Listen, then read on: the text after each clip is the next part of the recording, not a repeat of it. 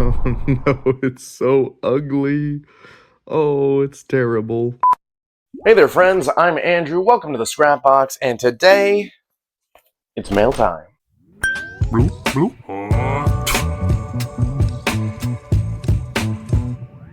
Now this box came from the far, far realm of Denmark, and if we open it up, we'll find that hidden deep within lies an ancient relic. Back in the late 50s, LEGO used to make toy cars in HO scale, kind of like Hot Wheels, to drive around their buildings. Now this is an old Volkswagen Bug, or Beetle if you don't like punches, and you can tell it's very damaged. This car is showing classic symptoms of worn off paint, missing bumper parts, torn off side, and large crack on top, leading my prognosis to be a kid stepped on it.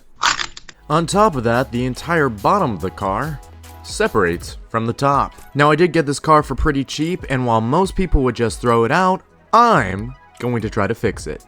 And if I fail, then I'll throw it out. Now step 1 to fixing this car is actually disassembling it. The bottom is easy enough to take apart, however, the quote-unquote glass or plastic panel is going to be difficult to take off. As always, this is just a gentle reminder to use sharp tools carefully. Now it does seem like this end is coming off pretty easily, which means we should probably focus on prying the other side off. Now if you look, that's got much more of a tough give to it. Let's see, a little extra pressure, hopefully we won't snap any. Ooh. And we're good. Now with our pieces disassembled, we can finally begin the repairs. That being said, don't forget to like and subscribe before you watch me destroy this whole thing. Welcome to my workshop, aka the incredibly dirty table that I never seem to clean. What is that? Green paint? When did I use green paint? Now instead of starting with an easy option, we're gonna pick the hardest one, the outer shell. The difficulty of this part can be boiled down to whether or not the plastic of the body melts nicely. If the body melts nicely, then reforming the crack at the top should be fairly simple, albeit not very pretty. And given the fact that the car seems to revert into its squash setting, it might be necessary to heat the plastic a bit to reform it into its former glory. As my soldering iron heats up, this is a gentle reminder, don't play with hot things. Like seriously, don't. Also, you know what? Make sure to wear a mask while you're working with strange fumes. Like, you're gonna see me melt plastic here. Yeah, I need to wear a respirator for that. Also when sanding. Be safe. This part is tricky because you actually have to hold the car in its outward position because it does want to return to its squashed form. So, we're gonna see if I can do that and try to weld the crack shut. You'll probably see me start off with a little bit of cross hatching, sort of like stitches to try to form them together. While I'm doing this, it is heating up the entire plastic of the car and therefore my fingers as well. So I'm trying to go quickly and efficiently as possible. There we go. We got some stitches in there. And with just a bit more work, this car will have a fully complete roof for the first time in probably decades. Is the underside pretty? No. Is anybody ever gonna see it? Also no. And now it's fully reformed, is there still a giant crack on the top that you could feel? Absolutely.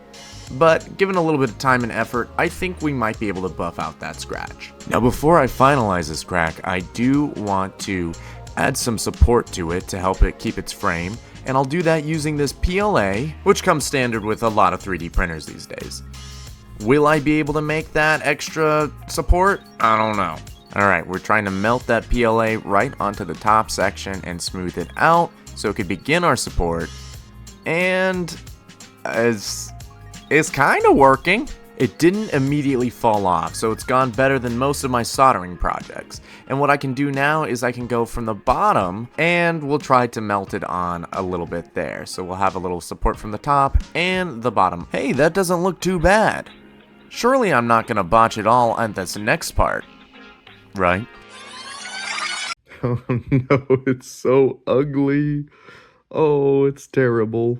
Let's focus on something different. For the bumper, I don't want to lie to you, I accidentally dropped this base and broke another piece off of it. So you can see now there's two to replace instead of just one, and it's not going well. No. If this will focus, I can tell you what I'm doing right now is cheating. I'm putting large coats of paint on them to hide any ridges because man oh man, did that have a lot of bumps? So, we'll see. This bumper isn't so bad. Oh, it's a little long. Now that's as good as it's gonna get. It's a little chunky right there, but at the quote-unquote weld point, there's not much else you can do. Going back to the frame, I'm really hoping this is one of those things that look awful in the beginning and at the very last moment it comes together beautifully because yikes. Alright, I've tried to get rid of as much excess PLA as I could. That's the smallest amount needed to fill the hole. Now I just need to sand it. Wait a minute, is this actually starting to work? I mean, it's not great, but better than nothing. I'm gonna give it its first coat of paint just to see how bad off we are right now. And I made sure to tape off the Volkswagen logo and the headlights because I don't want paint to fill that up. I know what you're thinking, not great, and it's not, but we'll sand it down and we'll add another coat. Second selection of sanding done, and let's put another coat on it to see how well that one works. I mean, it's not terrible. It's not great, but compared to the fact that there was nothing there before, I like it. I put on one extra coat on this side just to see how well it would do. Is it perfect? No, but I'm also not a professional. The last coat was supposed to be a clear coat, however, something very strange happened. Even though the other coats had completely dried, when I put on the clear coat, you can very faintly see that it's starting to show the color of the PLA through the rest of the paint. At this point, I really wanted to give up, but instead I mixed my own paint, I patched it up, and then put another layer of paint on top of that. Did patching that paint actually look like it's helping? I mean, the shine looks a little more rough, but overall, those bumps seem a lot less now. I'll take it. I'm ready to push this glass back inside here, and either it's gonna work or it's gonna break the whole shell. I'm not scared, you're scared. Okay, I'm scared. Oh. Hold on. That little peg in the center was deformed. Now it should theoretically fit. It worked! It's all back into place, and you can see it has minimal damage. It did try to lift a little bit right up there, but it looks pretty good. I was a little worried it wouldn't actually snap into place, but we got it there. Now all we need is something that can hold this peg and attach to the top of this. And in the spirit of Lego and all things Lego, we could only use one transparent piece for this, and it's the clear transparent cylinder. I got it glued to the top, and now the whole car is glued back together. Let's take a final look.